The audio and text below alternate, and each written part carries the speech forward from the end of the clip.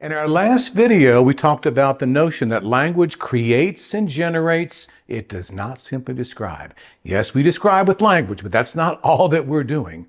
And I want to build on this creative, generative understanding of language with a basic claim.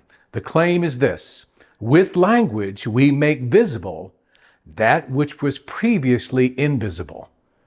Now, to me, this is a non-trivial claim. How can we make visible something that's previously invisible? Wonderful example. Pretend last night I'm traveling to go to a workshop. It's a clear night. I go out on my hotel balcony. I look up, and what I see in the sky is a bunch of stars. That's what I see, a bunch of stars. Now, at the workshop, let's pretend my client also happens to be an amateur astronomer. And he or she says, "Chalmers, some of those are not actually stars, they're planets. And they have a reddish or yellowish tint or hue, and they look a little different. And some of those are actually a nebula.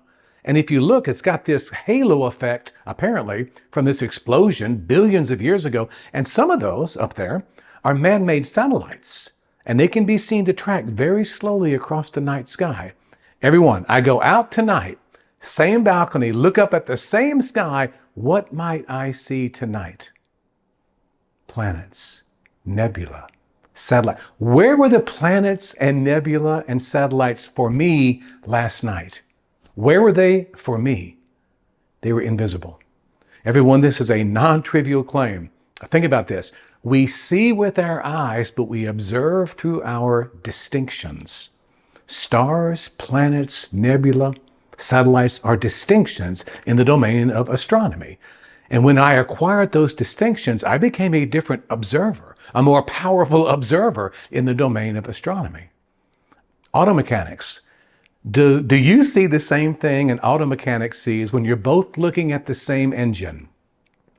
Well, no, unless you happen to be a mechanic also. I see a motor. The mechanic sees spark plugs, fuse bus bars, radiators. And because the mechanic sees what I don't see in the domain of automotive, the mechanic can do what I can't do in that domain. He or she can change the spark plugs, I can bang a wrench.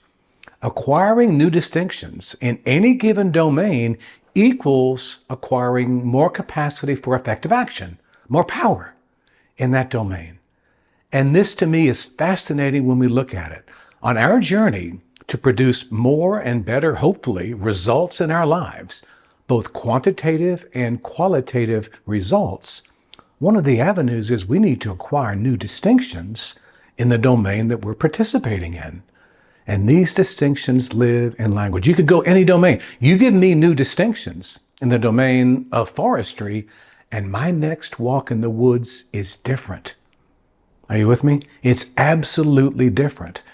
A lot of these videos I'll be sharing with you, we're going to talk about the notion of the observer. We are each unique observers, right? Totally unique, but we're not fixed and static. We are in an ongoing process, I believe, of becoming a more powerful observer. I like to say the term human beings isn't as appropriate as human becomings.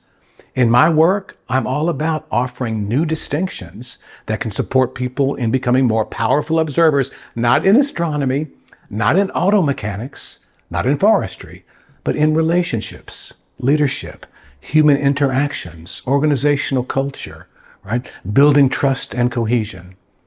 So if you're enjoying these, please share with other people. I look forward to our next get-together, and until then, never stop learning.